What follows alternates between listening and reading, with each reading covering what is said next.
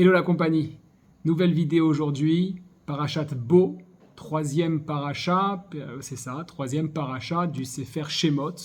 On va aujourd'hui attaquer un sujet passionnant, pas forcément en relation avec la Parashat Bo directement, on s'attarde un petit peu plus sur la sortie d'Égypte, comment ça s'est passé, etc. Mais surtout et avant tout, qu'est-ce qu'on apprend pour notre quotidien? Si vous avez suivi la semaine dernière la vidéo, vous avez compris un élément extrêmement important.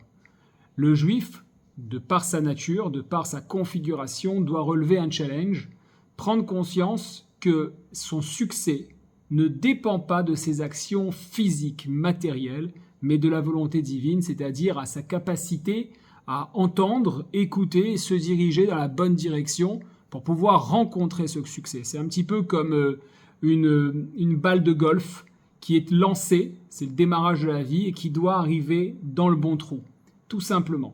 Ou une balle de basket, en fait, en réalité, tous les sports avec une balle, ça fonctionne, je crois.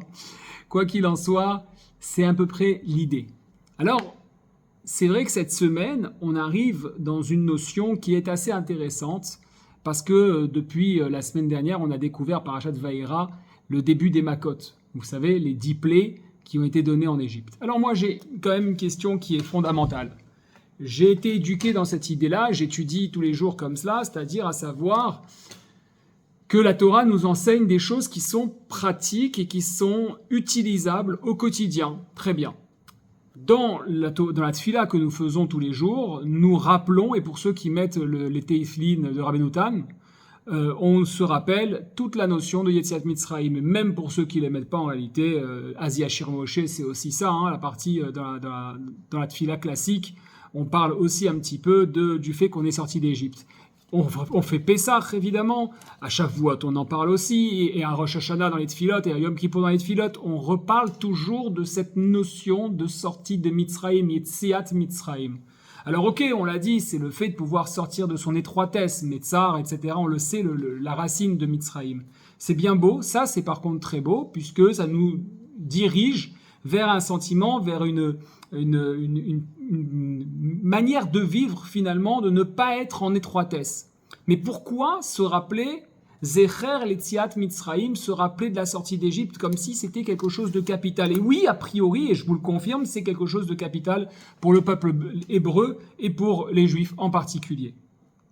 Lorsqu'on regarde comment ça a été initié, on peut effectivement se rendre compte que les choses ne se sont pas faites simplement, mais surtout qu'il y a un écho direct et indirect, mais direct surtout, à notre vie. J'y viens immédiatement. La semaine dernière, encore une fois, allez voir la vidéo, partagez-la, prenez le temps d'écouter chaque mot qui est dit, réfléchissez par vous-même, construisez votre réflexion, laissez vos commentaires, essayons d'être en interaction ensemble dans les vidéos, parce que s'il y a des commentaires, je les commente les fois suivantes. Évidemment, et s'il y a des questions, j'essaye d'y répondre aussi, et on peut essayer d'y répondre tous ensemble. La semaine dernière, on a vu que c'est initié par Moshe Rabbeinu. Le Moshe, donc le fils adoptif de Pharaon, ce n'est pas n'importe qui. Il va venir dans cette notion de tout n'est pas, le succès ne dépend pas des actions matérielles de ce monde. Autant dire travailler plus pour gagner plus, c'est faux. Ce n'est pas dans cette direction qu'on va, mais que ça dépend d'un paramètre supplémentaire. C'est très intéressant.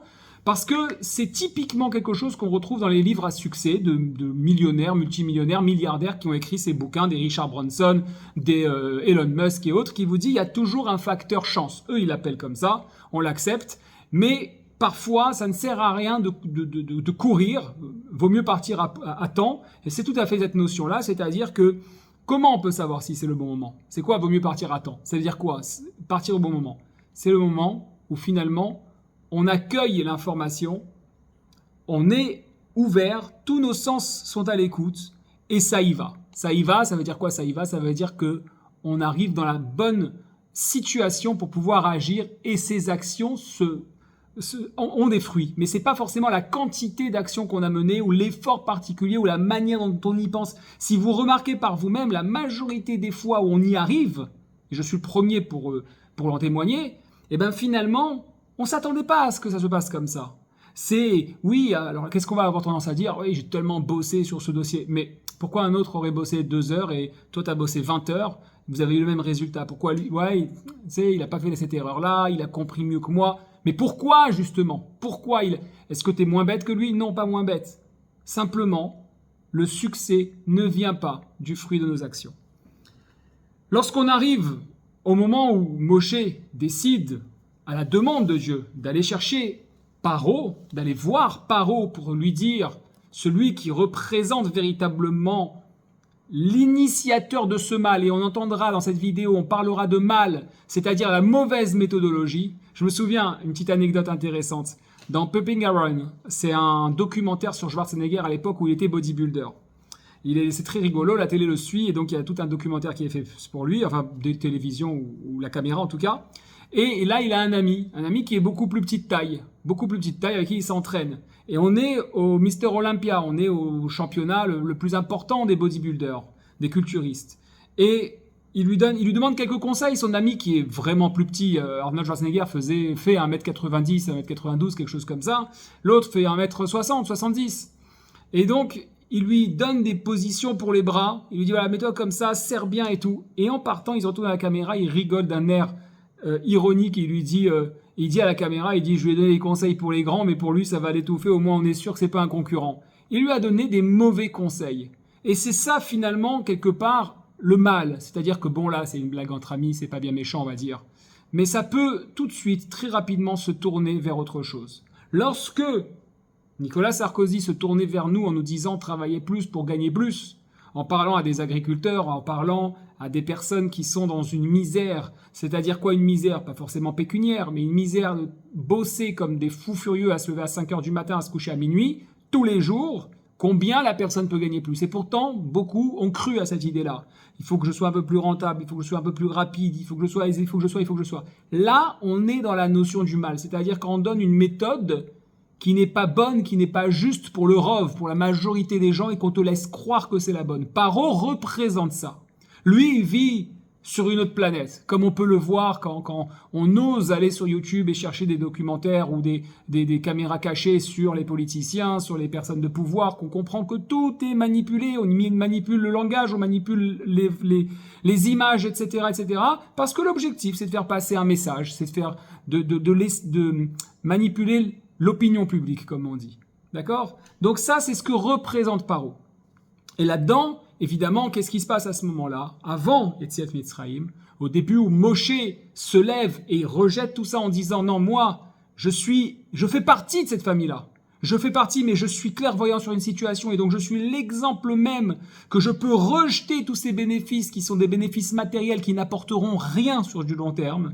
Sur du très long terme, je ne l'emporterai pas au paradis, pour reprendre une autre expression, eh bien, à ce moment-là, les Hébreux sont entièrement rentrés dans la société égyptienne. Ils sont Metzariem, je vais inventer un mot, mais c'est pas grave, ils sont Metzariens, d'accord, de Mitzraïm, ils sont Mitzariens, voilà, comme on dit des Parisiens, des Mitzariens. Ils sont en étroitesse complète, comme ce cheval qui a des œillères et qui ne peut pas voir ni à droite ni à gauche, parce que l'objectif c'est tout droit, tout droit, tout droit, tout droit. Eh bien, à ce moment-là, évidemment, Moshe fait son travail, il revient quelques années plus tard, une partie des Hébreux est un peu plus à l'écoute, le travail est de plus en plus dur, donc forcément quand on souffre, on rêve, on a un peu plus d'espoir de cette liberté, on l'attend cette liberté, et il y a une partie des Hébreux qui est plus à l'écoute. La première Maca qui arrive, c'est Dam, c'est le sang, Dam. Quand on regarde un petit peu la question, qu'est-ce que ça peut nous apporter, nous, aujourd'hui, en 2024 ? Qu'est-ce que c'est que cette notion de cadre, de dame, pardon? Qu'est-ce qu'elle vient apporter de plus que je ne savais pas hier? En quoi cette Yetziat Mitzrayim aujourd'hui va m'apporter une manière d'être en Yetziat Mitzrayim? Puisqu'on nous demande, les Chachamim nous disent, à chaque instant tu sors d'Égypte. Mais qu'est-ce que ça veut dire cette blague? Alors pour que je puisse sortir d'Égypte, il faut que je comprenne quelles ont été les étapes. N'oublions pas que Paro, Pharaon, normalement à la fin de Dam, la première Maca, le sang, il aurait dû laisser sortir, mais c'est marqué que Dieu volontairement, il attendait un résultat précis de Paro, donc tant qu'on n'était pas à Me'achuz, on n'était pas à 100% du résultat, il endurcissait son cœur. Il lui faisait changer d'avis. Et alors on arrive à Tsefardéa. Et c'est encore mieux, il est un peu plus convaincu, mais pas encore assez. Alors on endurcit le cœur. Kinim, il est encore bien plus convaincu, mais pas encore 100%. Alors on endurcit encore un petit peu pour qu'il garde les Hébreux avec lui et qu'il refuse de les mettre dehors. Doucement, doucement jusqu'à la libération. Je suis pas sûr si dans cette vidéo on va voir toutes les macotes, mais vous allez comprendre dans quelle direction je veux vous emmener. Dame, on a dit c'est le sang. C'est-à-dire que la maca, c'est très simple, partout où il y avait de l'eau, j'ai le texte pas loin d'ici, partout où il y avait de l'eau se remplace par du sang. C'est-à-dire les fleuves, d'accord, les vers d'eau, l'eau qu'ils devaient boire, les rivières, les canaux, les étangs, les réservoirs deviendront du sang. C'est pas souk, yudtet, d'accord, al mame mitzraim al naharotam, nahar, d'accord, un fleuve, al yeorehem, ve'al agmehem, ve'al kol mikve memehem, et à travers tous les réservoirs d'eau, viyudam, il y a eu du sang. À tel point que les commentateurs nous disent qu'un juif, un hébreu qui était en train, il n'y avait pas encore de juif, donc un hébreu qui est en train de boire de l'eau, l'Égyptien vient, c'est lui le patron, c'est son pays, ce sont des esclaves les hébreux, donc c'est le patron. Il lui prend son verre d'eau, qu'est-ce qu'il boit? Il boit du sang. Qu'est-ce que c'est censé nous apporter? Prenez 2 secondes, réfléchissez, c'est que du sang, vous pensez que c'est quoi? C'est un film de Spielberg, c'est Star Wars, c'est quoi? C'est la guerre des étoiles, c'est des effets spéciaux incroyables, incroyables. Non, il y a quelque chose de plus fort, de quelque chose de beaucoup plus balèze. D'abord, il faut comprendre quelle différence entre l'eau et le sang. L'eau, c'est fluide. L'eau, quand vous avez une tache sur le vêtement, personne ne se dit je me suis sali à l'eau. On lave à l'eau. On ne se salit pas à l'eau. Donc si vous êtes en train de boire un verre d'eau et que ça coule sur votre vêtement, votre chemise en soie Christian Dior, Maher Patli, comme on dit, qu'est-ce que je m'en fous? C'est de l'eau, ça va sécher. Par contre, du sang, c'est tout l'inverse. C'est la tâche qui s'enlève très difficilement. C'est au pressing. Et si c'est une belle chemise en soie ou autre, en général, c'est à peu près foutu. Donc le sang, c'est exactement l'inverse. Mais le sang, c'est quoi? C'est aussi de l'eau, finalement. Il y a de l'eau, mais en étroitesse. L'eau, elle est compressée. La preuve, c'est faites sécher une goutte. Mettez un peu d'eau sur une table et laissez-la sécher. Ça va peut-être vous prendre 2 heures, laissez sécher. Qu'est-ce qui va se passer? On ne voit plus rien. Il n'y a plus de traces, il n'y a plus rien. Si l'eau est calcarisée, il y aura un petit peu de calcaire, quoi, un petit peu de... Mais si elle n'est pas trop calcarisée, on ne verra plus rien du tout. À l'inverse, et pour ceux qui ont un doute, voyez la prochaine fois que vous passez la serpillière s'il y a des traces. Il n'y a pas de traces. On lave avec l'eau. À l'inverse, avec le sang, ça sèche assez vite.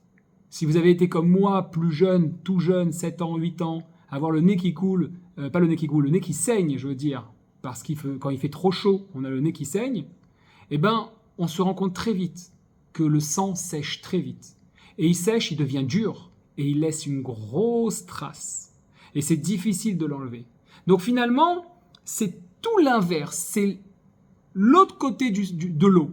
L'eau, c'est invisible, le sang, c'est lourd, c'est opaque, c'est prenant. Surtout, ça colle. Ça colle. Donc du coup, on est là vers autre chose. D'abord, aussi, une notion, c'est que le sang, ça permet quand même la vie. Et l'eau, ça permet aussi la vie. Si on vous ouvre une plaie, si vous vous ouvrez le bras, attention, il peut y avoir une hémorragie, si vous vous ouvrez une veine, si vous vous coupez profondément. Donc le sang, c'est la vie, mais c'est la vie dans toute sa matérialité, dans toute sa condition humaine. C'est ce qui fait que nous sommes humains. À l'inverse, l'eau, c'est ce qui nous permet de maintenir le corps en vie. Si on ne boit pas pendant un certain temps, on meurt aussi. Mais si on s'ouvre les veines, on meurt tout de suite. Donc vous voyez qu'il y a cette notion qui est différente. Pour aller encore plus loin, le sang, c'est la blessure. Okay? C'est-à-dire qu'il y a une notion de douleur. C'est aussi la période des femmes, les règles, où c'est aussi lié à une période de douleur. Mais pourtant, ça nous permet de vivre. Donc vous comprenez déjà que vivre avec le sang, sa vie, c'est recevoir des coups, se blesser, se couper, voilà, les gencives qui saignent, le nez qui saigne, le corps qui saigne. Lorsqu'il y a du sang, en général, c'est que ça ne va pas, ou du moins, c'est qu'il y a un changement, mais qui est lié à la douleur, alors que quand c'est de l'eau, c'est lié à la tranquillité. Donc, on comprend déjà que là, c'est 2 manières de vivre la vie totalement différemment. Soit à travers l'eau, de manière légère, c'est-à-dire pas légère, je m'en fous, légère de manière dans le sens, je vois le verre à moitié plein et pas à moitié vide, soit alors à travers le sang où justement tout est collant, tout est lourd, tout prend du temps, tout est dur, comme on a dit, le sang, lorsqu'il sèche, il est dur, lorsqu'il sèche, il est collant, etc., etc. Et vous observez qu'il ne pouvait pas boire. C'est-à-dire quoi, ne pouvait pas boire? Ils ne pouvaient pas vivre la vie des Égyptiens autrement que fatalement. Là, nous avons une définition qui est tout autre à travers cette première Maca. Et vous allez voir à quel point, finalement, la Torah nous donne une séquence de ce qui se passe lorsqu'on commence à penser que le succès dépend de nos actions à nous. Ça commence par quelque chose de collant, de dur, d'étouffant. Parce que oui, dans le sang, il y a de l'eau, mais elle est étouffée. Cette quantité infime d'eau. Et donc, finalement, il faut relativiser. Il faut être capable de vivre la vie de manière plus légère, plus méritante. Et qu'est-ce que c'est que l'eau? La Torah nous dit, c'est la Torah. La Torah, elle est comparée à l'eau. Torah, c'est Maïm Chaim, c'est-à-dire une eau de vie. C'est exactement le travail que avait fait Moshe, à montrer, comme on l'a dit, que le succès ne dépend pas de l'effort de nos actions, que je fais mon action, parce qu'il faut faire le Kéli, et après, je pense positivement, je vois les choses comme il faut, et je n'oublie pas qu'il y a autre chose qui ne dépend pas de mon action pour enfin recevoir les choses. Alors bien sûr, on va nous dire, oui mais moi je vis tranquillement, tu sais, finalement, moi je suis rentré dans un tourbillon de la vie. Non, vous n'êtes pas rentré dans un tourbillon de la vie. Si on prend l'enfant qui est né, le bébé qui est nourrisson, ça y est, tout de suite, il y a le fait qu'il soit complètement libre. Vous remarquerez que quand c'est un nourrisson, un enfant d'un mois, de 2 mois, d'un an, 2 ans, lorsqu'il apprend à marcher, lorsqu'il commence à dire les premiers mots, on l'encourage. Tout est léger pour lui. On le nourrit, on le change. Il fait pipi ou il fait ses besoins, on le change, on lui donne à manger, on le fait rôter sur l'épaule. On se fait en sorte qu'il y ait du silence quand il dort, absolument. On lui facilite la vie. Mais doucement, doucement, il va rentrer dans le tourbillon de la vie. Et non, ce n'est pas le tourbillon de la vie, c'est le tourbillon de la société. La société dans laquelle on est, on rentre les 2 pieds dans Mitzraïm et on se laisse penser que c'est autrement. Vous voulez une preuve? Allez en Inde, allez dans un pays pauvre, l'Afrique centrale ou l'Inde, où vous allez voir effectivement que vous avez des enfants qui sont extrêmement libres, qu'à 5 ans, ils sont dehors à 22h s'il faut, rentrer la chèvre qui s'est perdue, ils maîtrisent les couteaux, ils aident papa et maman, avec le sourire, beaucoup de joie, peu de moyens mais beaucoup de joie. Tiens, c'est exactement ce qu'on recherche dans nos vies, avoir beaucoup de joie malgré qu'il y ait peu de moyens, mais c'est réellement pas ce qui se passe. On va tout de suite nous responsabiliser. Pas le couteau, c'est dangereux. Attention, ça peut tomber, ça peut se casser. T'es pas responsable, t'es pas ci, t'es pas ça, t'es pas... On rentre dans ce tourbillon, cette pression sociétale qui nous fait penser que ce n'est pas de cette manière-là qu'il faut vivre et que si nous n'agissons pas comme il faut, nous n'aurons pas le mérite de ce que nous sommes censés avoir, le fruit de nos actions. Alors, à ce moment-là, on va se retrouver à avoir une vie qui devient un fardeau. Et c'est exactement ce dont Moshe a travaillé, que ça soit pas un fardeau. Et c'est intéressant parce que fardeau, ça s'écrit F-A-R-D-E-A-U, de l'eau, mais ça aurait pu s'écrire P-H-A-R-E-D-E-A-U, comme l'eau qui représente un phare, et quand on l'a pas, on devient un fardeau. Ça, c'est le petit clin d'œil. Donc, on vit dans cette société d'étroitesse. Maintenant, on a compris. On a compris que quoi? Que lorsqu'on rentre et qu'on a les 2 pieds dans Mitzraïm, tout d'un coup, notre vie devient un poids.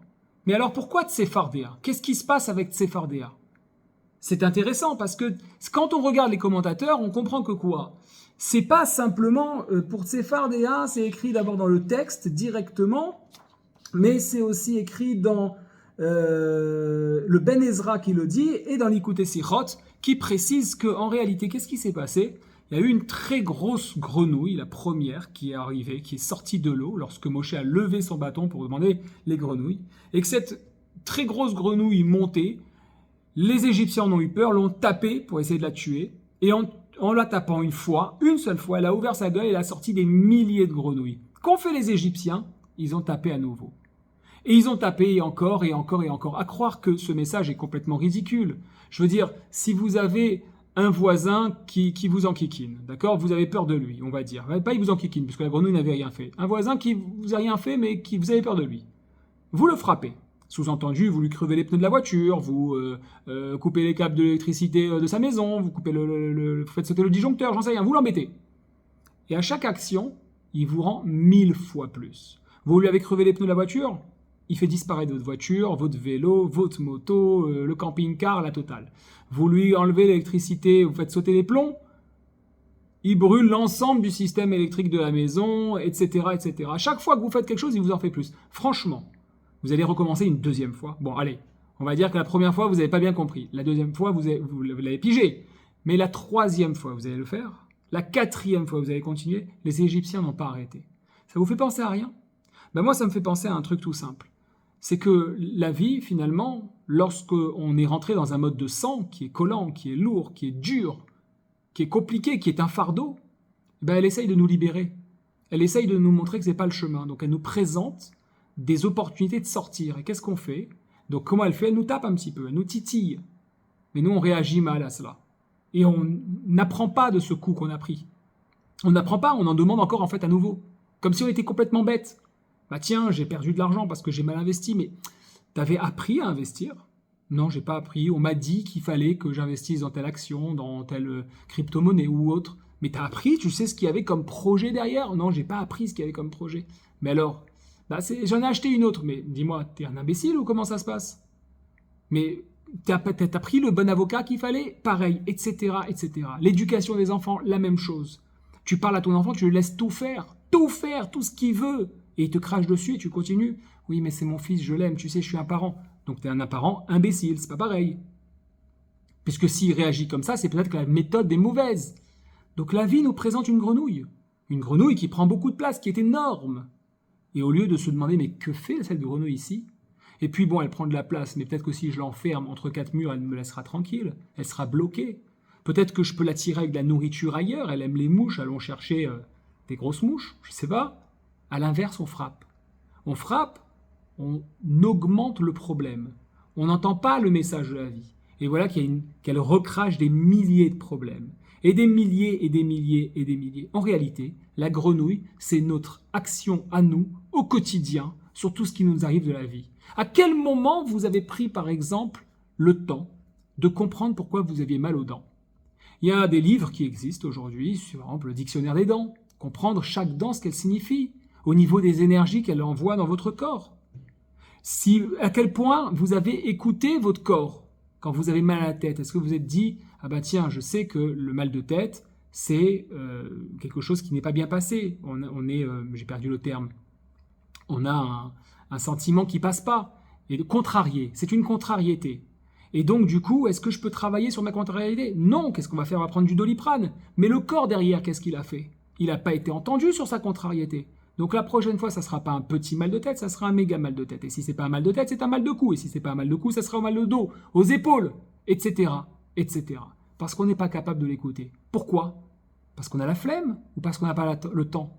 Parce qu'on n'a pas le temps ou parce qu'on a les deux pieds dans la société et que c'est trop compliqué de faire un reset, de faire un recommencement depuis le début et de se dire « Stop, je prends du temps pour moi. » Que je roule en Peugeot ou en Rolls-Royce, mes fesses, elles seront sur un siège et le véhicule m'emmènera d'un point A à un point B. Si j'ai les moyens de me payer la Rolls-Royce tout en ayant l'esprit libre et tranquille et que la bracha est arrivée à moi, ça c'est l'objectif. Puisque le rabbi nous le dit qu'il faudra sortir de cet exil avec toutes les richesses matérielles et spirituelles pour ressortir plus grand et pour voir à quel point c'est l'action du divin, du créateur du monde, qui nous a permis de nous enrichir, encore une fois, tant spirituellement que matériellement, tant matériellement que spirituellement. Mais si l'objectif, c'est juste de montrer à l'autre que je roule en Porsche, que je roule en Mercedes, que j'ai une Rolex, ou autre chose, le dernier iPhone, ou je ne sais quoi, je ne fais que courir vers l'image de quelque chose qui ne me représente pas, donc je ne m'écoute pas. La vie va m'envoyer des signaux, des petits coups, pour me remettre comme la bille qu'on envoie sur le flipper à droite et à gauche. Et je continuerai à ne pas écouter, parce que, évidemment, je suis dans un engrenage. Alors on arrive à Kinim. Kinim, ça, c'est une de mes préférées. Parce que, c'est quoi cette idée de poux? C'est exceptionnel. En plus, les commentaires nous disent, attendez, Kinim, ça va très loin. L'époux, c'est la partie où le mâle ne peut pas intervenir parce que c'est plus petit qu'un grain d'orge. C'est-à-dire que c'est tellement petit que la touma, je déteste ce mot, mais la touma, l'opacité, je vais y arriver, qui nous permet de nous connecter, ne peut pas nous toucher. Mais pourquoi? Pourquoi? C'est quoi cette histoire? Évidemment, je ne suis pas étonné que le film Exodus soit sorti, c'est magnifique, avec, je veux dire, il y a tous les effets spéciaux, il y a tout ce qu'il faut pour nous faire kiffer, pour nous faire rêver. Mais pour moi, au quotidien, alors je me rappelle une chose, c'est qu'un pou, c'est une petite bête, minuscule. Pour ceux qui les ont eu déjà sur les têtes des enfants à l'école quand ils sont en petite classe, ça m'est arrivé de les enlever de mes enfants, c'est minuscule. Et une lente, n'en parlons pas. Mais par contre, ça va s'accrocher à votre cuir chevelu, ou à votre peau si vous êtes très poilu des bras, c'est pas mon cas mais j'imagine que ça doit arriver, ou dans la barbe, tiens là ça va, il y a de la quantité, eh ben ça suce la peau, ça suce. C'est-à-dire ça suce quoi?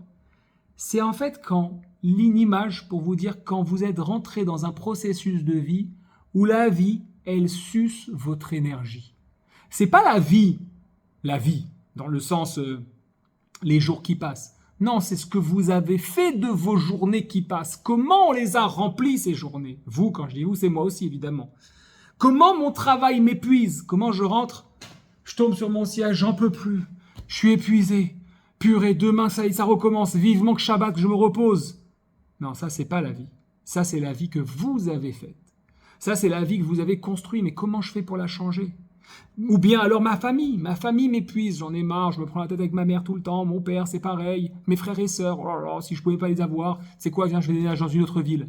Mais quand j'ai pas réglé mon problème initialement, mes problèmes, c'est une attitude, c'est une manière que j'ai de réagir, de me tenir, de me comporter. Par conséquent, ils reviendront juste avec un peu plus de délai. Donc les amis que je me suis sauvé de certains copains que j'avais dans telle ville, j'arrive dans une autre, le temps de me refaire des amis, tout va bien évidemment. Mais finalement, mon modèle, mon attitude vis-à-vis d'eux, mon état d'esprit, c'est le même. Il n'a pas changé. Et donc, je me retrouve dans la même situation. Kinim, on est là pour nous prendre notre énergie. Notre présent, notre vie, nous suce notre énergie comme un petit pou dans les cheveux qui vient sucer le sang au point de passer son temps à se gratter. Qu'est-ce qu'on fait? On se gratte, on gratte. C'est quoi quand on gratte un grattage? On gratte pour trouver le résultat, le bon résultat. On se gratte pour essayer de trouver la solution. Qu'est-ce que je peux faire? Je réfléchis à la solution possible. Et pourtant, elle n'est pas si simple. La question qui se pose, c'est à quel moment vient le pouls en réalité? Pour essayer d'en apprendre quelque chose de fondamental. Le pouls, il vient quand on prend soin, on ne prend plus soin de nous. C'est-à-dire quand on relâche dans son hygiène. Et c'est quoi l'hygiène? Eh bien, c'est le fait de s'occuper de soi-même. Et quand on dit s'occuper de soi-même, il y a l'hygiène de vie et l'hygiène physique. Ça va être les douches, le brossage de dents, etc. Se laver les mains quand on revient du travail, quand on sort dehors et qu'on se range chez soi, etc., etc. Mais c'est aussi prendre soin moralement, spirituellement de nous. Lorsque notre âme, elle s'éteint, finalement, qu'on l'a laissée s'en aller pour se concentrer sur des besoins primitifs, j'ai envie de dire primaires ou primitifs, alors le corps prend le dessus et on va se concentrer juste sur ça. C'est de la même manière que nous allons gérer nos vies. On va être vraiment primitif et donc on va attirer tout ce qui va nous prendre notre énergie. En réalité, nous n'apportons plus rien à la vie en termes de richesse. On devient des parasites, des consommateurs. C'est quoi un consommateur? Ma télé se casse, j'en achète une nouvelle. D'abord, pourquoi j'ai une télé? Quelle taille elle fait? De plus en plus grande, plus grande, plus grande, plus grande. Les gens me demandent parfois pourquoi j'ai pas changé mon téléphone depuis 5 ans. C'est toujours le même. Mais parce qu'il marche très bien. C'est celui qui vous filme. Il marche parfaitement bien, la qualité de l'image est impressionnante. Pourquoi j'aurais besoin de changer? Mais non, parce qu'il y a le nouveau qui est sorti. On rentre dans un modèle de consommation. Nous nous nourrissons et on défecte de plus en plus. Plus on se nourrit et plus on a besoin, on a les produits, c'est normal. Vous achetez 5 iPhones dans les 2 ans parce qu'il y en a 5 qui sont sortis, ça vous fait 5 anciens. Celui à la base que vous aviez, plus les 4 nouveaux. Donc du coup, qu'est-ce que vous en faites de ces 4? Vous les revendez dans le meilleur des mondes. Mais si c'est un produit qui ne se revend pas, un frigidaire, une télévision, une table basse, un miroir, une chaise, on empile, on empile, on empile. Et le monde est arrivé aujourd'hui avec une quantité de déchets insupportable parce qu'on consomme, on n'a jamais autant consommé. On est arrivé à consommer nos vies. On travaille pour pouvoir s'acheter la nouvelle voiture, pour pouvoir s'acheter une maison encore plus grande. Mais tu as 500 mètres carrés, qu'est-ce que tu veux de plus? Le voisin, on ne vit plus pour nous, on n'est plus en train de s'exprimer, on n'apporte plus rien à la nature. Voilà à peu près pour Kinim ce que ça nous apporte comme information pour le quotidien. Alors on arrive à la prochaine, Kenim, Arov, les bêtes sauvages. Mais c'est pas simplement les bêtes sauvages, c'est la horde de bêtes sauvages qui vient et qui rentre partout, qui imenecha meshaleach et amineni mashlicha. Mashliach becha uvavadecha uveamecha uvevatecha et hearov umalu bate mitzraim et hearov vegam adama asherhem alea. Voilà que tous les animaux sauvages, toute cette horde va arriver et va détruire, va s'initier dans les maisons pour bouffer, pour manger, pour détruire. Qu'est-ce que je peux apprendre de là-bas? C'est très simple. Quand on a fait Dam, Tsefardéa, Kenim, on attire Arov. Arov, la horde d'animaux sauvages tels que les scorpions, les serpents, les fourmis carnivores ou le lion, etc. C'est un élément extérieur qui se glisse et qui vient dans nos maisons et qui vient de partout, qui vient nous consommer, qui vient nous consumer même, qui vient nous bouffer et nous faire du mal. Ben, c'est normal. On a fait le niveau doucement, on en est arrivé là et on l'a provoqué. Et on peut continuer comme ça, on peut s'arrêter là ou faire une deuxième vidéo ou continuer, mais on va s'arrêter à la 5e plaie, puisqu'il y a 10 macotes, on va s'arrêter à la 5e, c'est l'épidémie. C'est quoi? C'est Arov Dever. C'est ça, je cherche rapidement si je ne dis pas de bêtises. C'est ça. Qu'est-ce qui se passe avec l'épidémie? Eh bien, c'est logique, encore une fois. Puisqu'on est rentré dans un mode, l'épidémie, c'est quelque chose qui nous tombe dessus et qui ne s'arrête pas et qui s'initie partout, et qui tue tout ce qui va se présenter, le gros bétail comme le petit bétail, etc. C'est-à-dire, tout le fruit de nos actions va être décimé, puisqu'on est rentré dans ce mode-là. Voilà, j'espère vous avoir aidé un petit peu à y voir un peu plus clair de ces 10 macotes, comprendre comment on avance à travers les parachiotes pour se préparer à Yetziat Mitzrayim et pourquoi c'est au quotidien pour nous, dans tout ce qu'on peut entendre comme mensonge, comme tromperie. Je voyais une vidéo qui s'est passée au Parlement européen de Strasbourg, où une des déléguées du Parlement reconnaissait officiellement, par exemple, que les vaccins Pfizer avaient menti sur la possibilité de pouvoir transmettre le virus ou pas et nous protéger de ce virus ou pas. À quel moment on en a entendu parler? À quel moment et combien de personnes sont encore convaincues que c'était la bonne chose à faire de la manière dont ça a été fait? Et je précise bien. Combien de personnes l'en sont convaincues? Parce que on va éviter de nous dire ce qu'il faut nous dire juste pour ne pas inquiéter. Cette information passera tout doucement dans un petit journal, en fin de page, tout en bas, dans un petit carré minuscule, discret. Parce que ce qu'on veut, évidemment, c'est ne pas déranger. Mais ce n'est pas à eux de nous déranger, c'est à nous de nous bouger, d'apprendre, de ne pas tomber dans cette machine infernale et de ne jamais oublier que le succès dépend de nos actions, mais connectées au divin. Shabbat Shalom.